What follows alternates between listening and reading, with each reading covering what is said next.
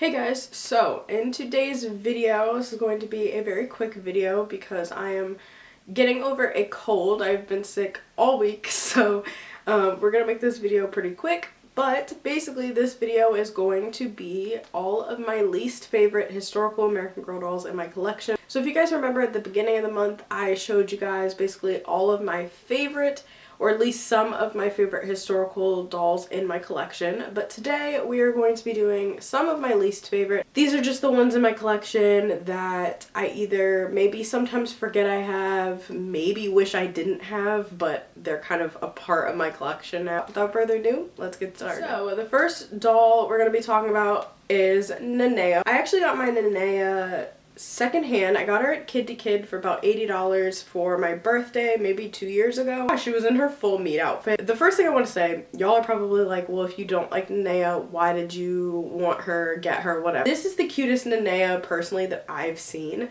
Whenever I go to American Girl, I don't love the Neneas that I see, but like I saw this one at Kid to Kid and I was like, she's really pretty. However, I did not grow up with Nenea being one of the historical dolls, right? Like, I grew up with like the classics. When Nenea came out, I was in high school. I had stopped collecting. She was not one of the main historical girlies that was out when I was growing up. She came out much later, and so I don't really have that connection with this doll. Her face mold was new at the time. I'm not a fan of her face mold, and I think just because, again, I'm used to like the classic mold, the Josefina mold, like all those molds. I saw it for the first time. I was like, she doesn't look like an American Girl doll. Like, I was one of those people because it's not what I was used to. Because I know people get upset, like, if people say, oh, Nenea doesn't look like an American Girl doll. If you're stepping away from American Girl and coming back a few years later, yeah, she's gonna look different. Because, you know, you're not used to that mold. So, I like my Nenea.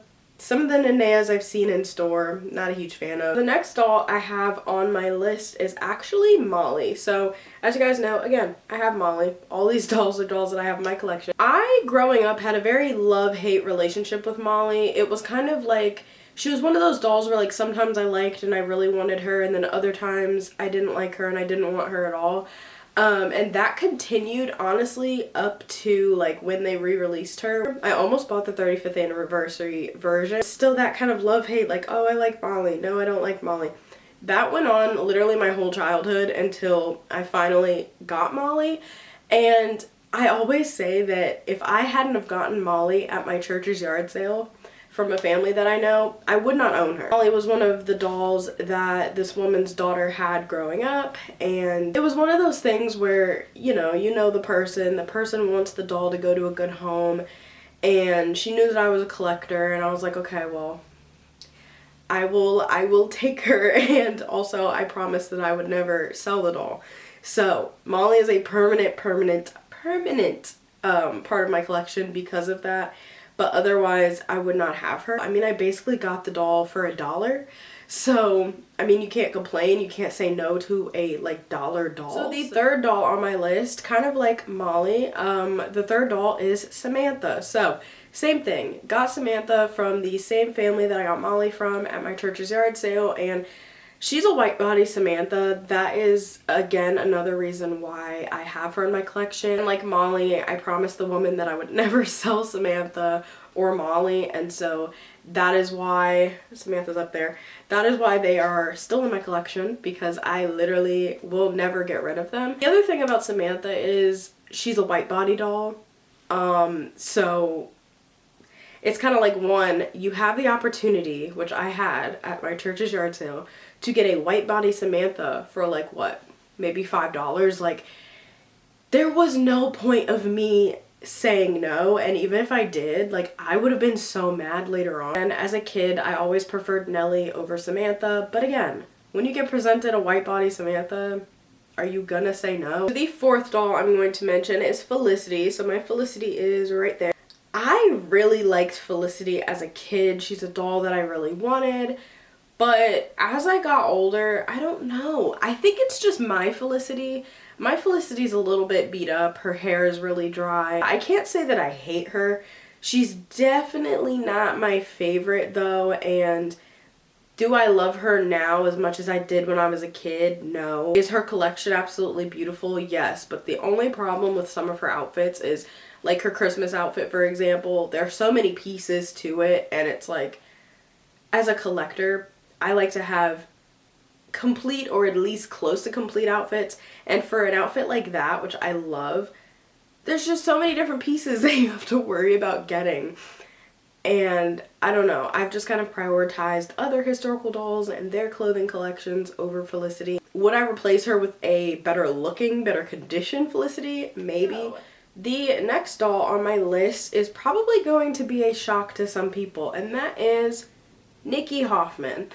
So, Nikki is one of the 90s twins, and of course I had to have her because I was born in 98. When I heard that they were coming out with 90s twins, I was like, okay, I need at least one of them, and because I was a tomboy growing up, I was like, of course I have to have Nikki. I love her. I love her aesthetic-wise. I love her money pieces in her hair. I just don't have a lot of interest in getting her collection like I did when she first came out. I don't find myself using her too much. Compared to like Addie, Claudie, Cecile, Caroline, compared to those dolls, when I look at Nikki, I'm just like, yeah, you do not measure up in my mind. The last doll on this list is a classic and a doll that honestly I was shocked about, and I'm not really sure why I put her on this list, but I wanted to have at least more than 5 dolls. The 6th doll on my list is Kirsten. Now, before anybody says anything, I do not hate Kirsten. And compared to the dolls I mentioned in my first video of my favorite historicals in my collection, she's just not quite there. I do like Kirsten. I got her probably a few months back. I have a few of her clothing pieces. I don't hate her. It's just I have a thing where I'm not like a huge fan of blonde dolls. As if I didn't literally put Caroline and Kit in my first video. But she was never a doll that I like really wanted as a kid. And I think now I have a little bit more of an appreciation for Kirsten. She's kind of teetering between, she's a favorite historical, but also one of my least favorite. She's somewhere in the middle. Make sure to comment down below who your least favorite American Girl doll is in your collection, because I would like to know. I know there are probably other people who have dolls in their collections who they don't quite favor as much as other ones, but at the same time don't want to sell them. So definitely make sure to let me know down below who your least favorite is in your collection. I hope you guys enjoyed this video. If you did, make sure to give it a big thumbs up. Also make sure to hit that subscribe button so you can stay up to date when I post a new video every Friday.